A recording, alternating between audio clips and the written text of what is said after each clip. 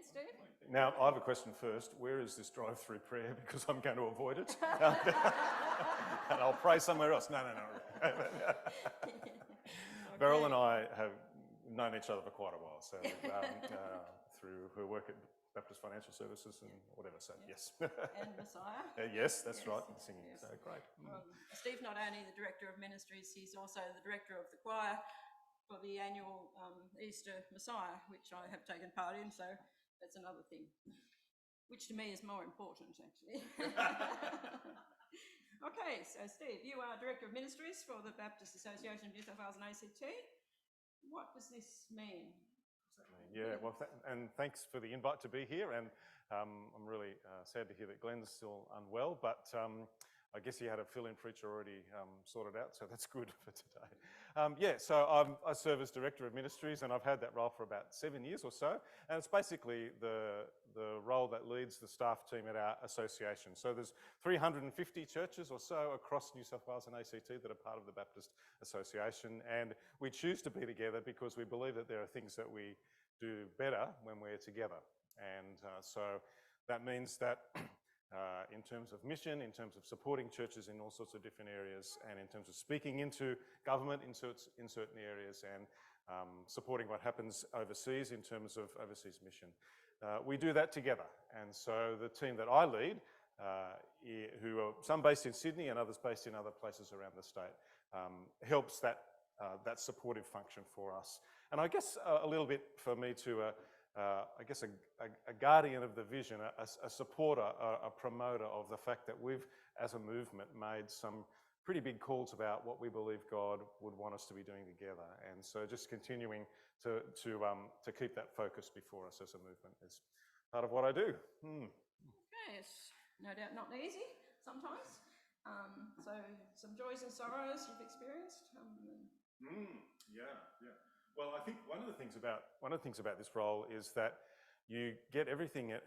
You get a bird's eye view of stuff. So I have the privilege of sharing across the state in different areas, and I get to see just in rapid succession the different ways in which communities of faith in our movement across the state and ACT are responding to their context, thinking through mission, thinking through how God would have them be the people of God in that place. And that's an incredible privilege to share with churches in those spaces, to see new churches that are planted and see people wrestling with how to be the church in their context. So to get a bird's eye view of that is a great privilege.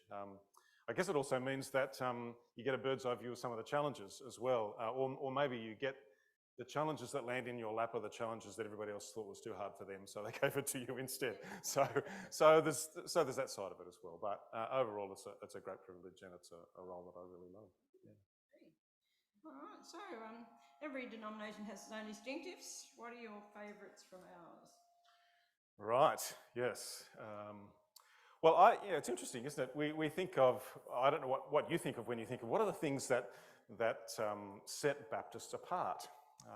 And I'm not sure that there's one thing in particular, because if you were to name any things that are really significant for us as Baptists, maybe it's baptism, maybe it's the sense of freedom of conscience, maybe it's how we associate together. All of those things are things that other denominations might have that distinctive as well, or that distinctive as well, or that distinctive as well. But it's sort of the package, I guess, of all of the things that make us distinctive that are special.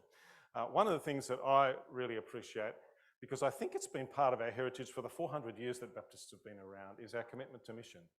And we have this very deep-seated sense that God's word is for today, and it's to be understood and lived out today.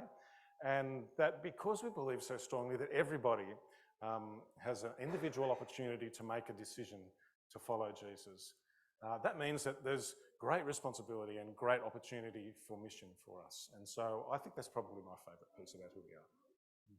Okay. Now, as I recall, Steve, before you were Director of Ministries, you were very involved in the church planning team, I think. Yes. And so out of that church planning team, I believe, is where the vision for 10.1K came. So this is, I imagine, something that's pretty dear to your heart. So if you can explain to us, because we're giving our Thanksgiving offering to the 10.1K appeal, so we'd all like to know lots about Gen 1K. Is it? Yes, yeah, fair enough. Yeah, no, you're right.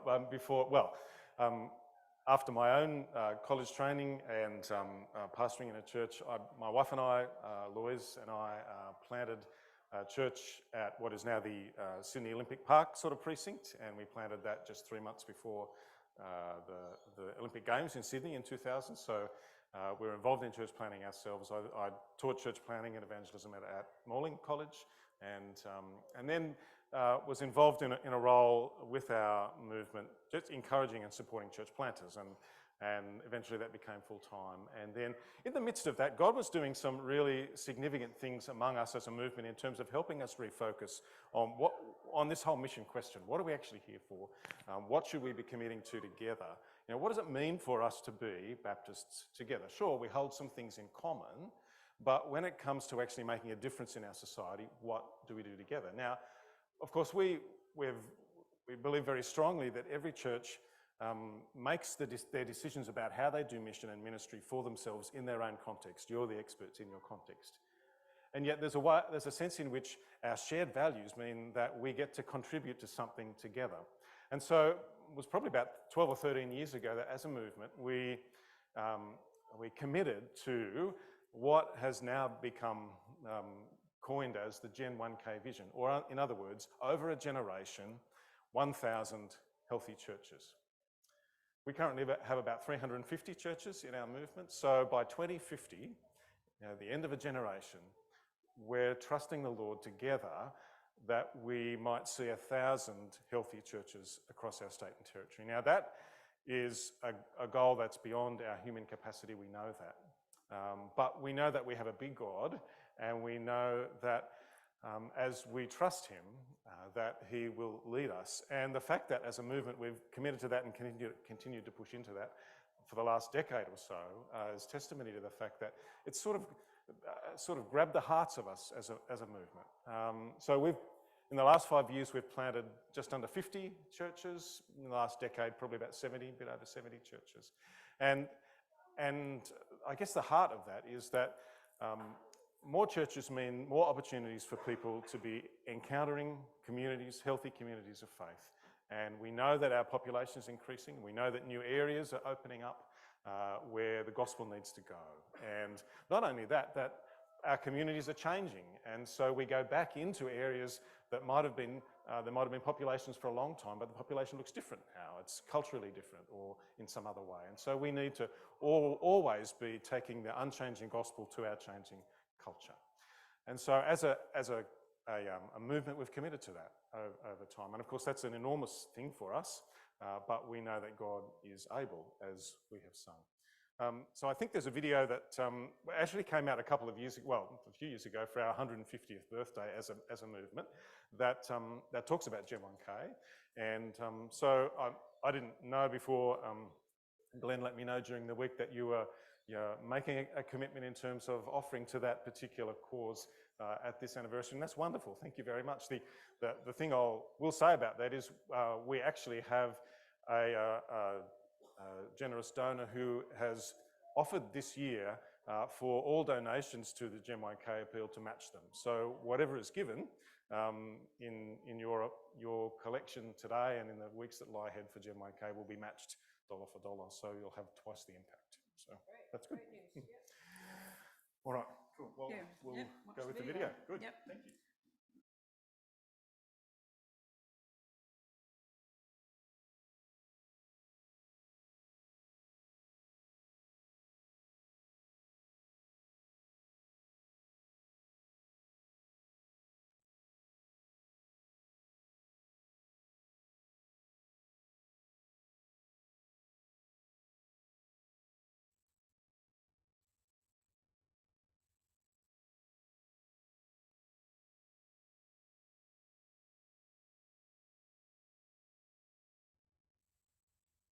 It was about the transformation of a society. The gospel does that. It relieves injustice, it brings hope, it transforms lives, it impacts culture. The gospel changes everything. And that's where you come into the story. You are a culture maker. How you communicate, how you do your work, what you create how you live in relationships. So what does this all add up to? One big possibility. If enough followers of Jesus lived their lives and expressed the gospel with mercy and justice and friendship and hope sharing, they could change the fabric of our culture. So where are we in the story? At the dawn of the 20th century, there were 38 Baptist Association churches in New South Wales. Today, it's almost 350 churches across New South Wales and the ACT. Churches sharing the gospel in word and sign and deed, impacting their communities, bringing hope. In recent years, we have discerned God's calling to a new chapter in our story, a tripling of the size of our movement to 1,000 healthy churches by 2050.